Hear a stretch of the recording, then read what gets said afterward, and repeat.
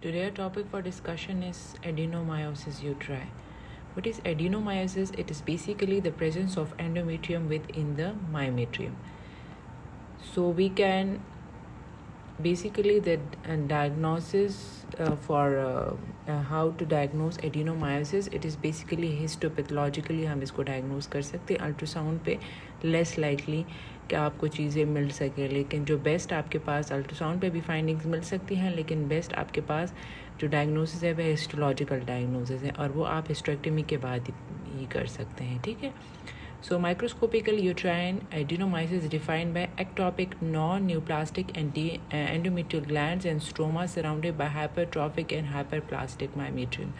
तो क्या हो जाता है कि प्रेजेंट एंडोमेट्रियम आपके पास मायोमेट्रियम तक चला जाता है. ठीक है. सो दैट्स वाई आपके पास इनमें कुछ फिर सिम्टम्स पेशेंट्स के होते हैं. ऑब्वियसली जब एक एक्टॉपिक टिश्यू आपके पास कहीं और जगह पे चला जाए तो उसके मुताबिक आपके फिर सिम्टम्स होते हैं. ठीक है. So definition is there is no consensus on the depth of endometrial penetration. Diagnosis of adenomyosis uteri. Opinions range from one high power field to more than 25% of the myometrial thickness, which make comparison between different studies difficult. A cutoff point for more than 2.5 mm for granular extension below the endometrial myometrial interference is advocated. So जो basically इन्होंने एक cut off रखा है कि आपके पास अगर more than 2.5 mm extension हो जाए so that it would be called as a adenomyosis. ठीक है. तो एडिनोमायोसिस में क्या हो जाता है कि ऑब्वियसली आपके जो एंडोमेट्रियल और मायोमेट्रियम का एक डिफ्रेंशिएशन होता है तो आपके पास लॉस हो जाता है. आप डिफ्रेंशिएट नहीं कर सकते कि ये एंडोमेट्रियम है या मायोमेट्रियम है. जो आपके पास एंडोमेट्रियल मायोमेट्रियल इंटरफेरेंस है वो इरेगुलर हो जाता है. ठीक है. तो आप में इसको आपको पता नहीं चलता. So the adenomyosis subbasalis is suggested for more superficial disease. इसमें आपके पास जो रिस्क फैक्टर्स क्या हैं, inparity, spontaneous miscarriage, endometriosis, menorrhagia, infertility, surgical termination, curettage in pregnancy, endometrial hyperplasia and preterm birth. ये इंक्रीज रिस्क फॉर एडिनोमायोसिस है. Decrease ये smoking के साथ डिक्रीज रिस्क होता है.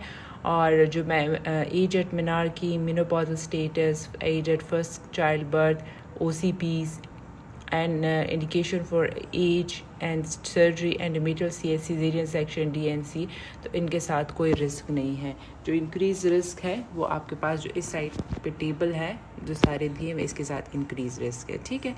सो मोस्ट कॉमन इसके साथ about 35% of the women with adenomyosis are asymptomatic. ठीक है. यूजुअली पेशेंट एसिम्प्टोमेटिक होते हैं. जो सिम्प्टोमेटिक वुमेन में मोस्ट कॉमनली आपके पास मेनोरेजिया होता है 40 to 50%. डिस्मेनोरिया 10 to 30% होता है. मेट्रोरेजिया आपके पास 10 to 12% होता है. एंड ओकेजनली डिस्पेरूनिया और डिस्केजिया. तो यूजुअली आपके पास जब SB आता है या MCQ आता है तो इसमें आपके पास अगर आपको दे के मेनोरेजिया, डिस्मेनोरिया एंड डिस्पेरूनिया तो और एज आपको मतलब पैरिटी मल्टी पैरिटी दी हुई है तो आप यूजुअली प्रेफर करें MCQ में आप फिर एडिनोमायोसिस को क्लिक करेंगे. ठीक है.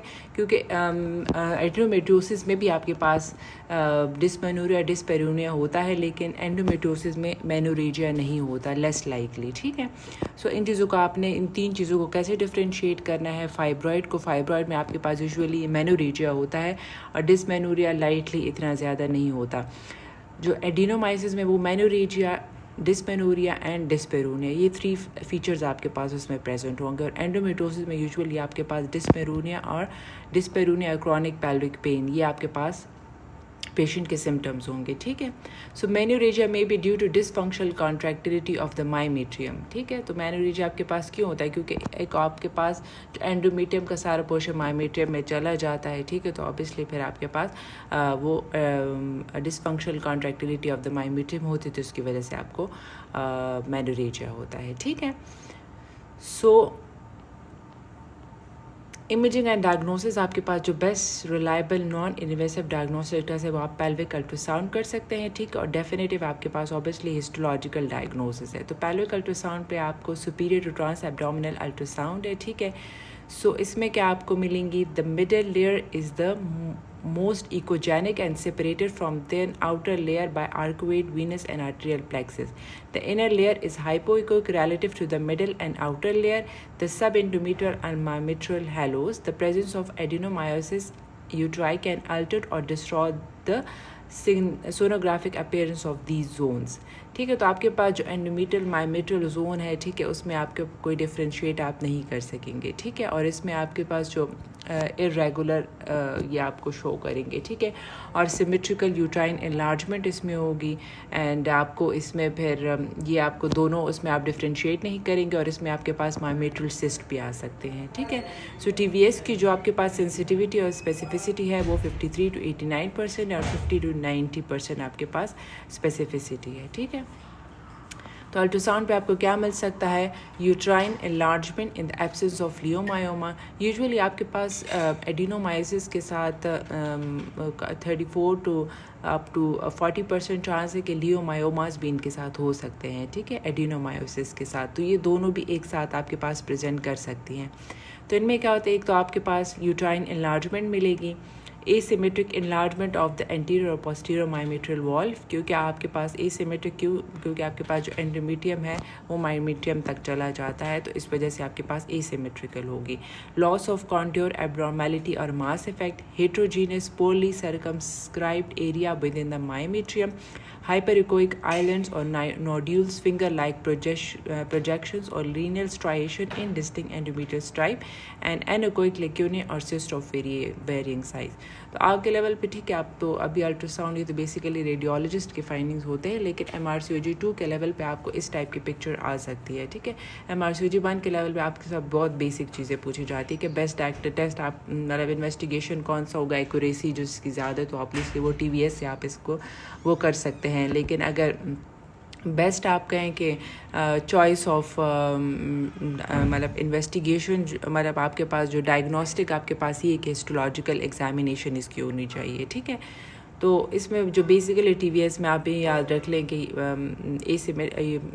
यूट्राइन एनलार्जमेंट होती है और दूसरा ये कि जो मायोमेट्रियम और एंडोमेट्रियल जंक्शन जोन है वो इरेगुलर होता है, ठीक है।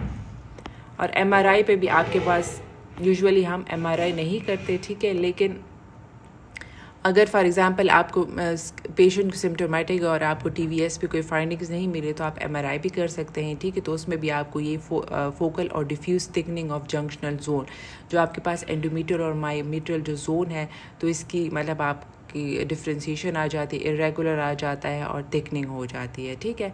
And low intensity uterine mass with ill defined borders होंगे, junctional zone more than 20 mm, poor differentiate of junction zone border, and high signal foci with an area of low signal intensity, linear striation of increased signal radiating out from the endometrium into myometrium, a bright foci in a metrium of similar intensity to the myometrium, and आपके पास जो obviously intensity आपके जो endometrium वाली होगी वो आपको myometrium वाली मिलेंगी, क्योंकि वो तो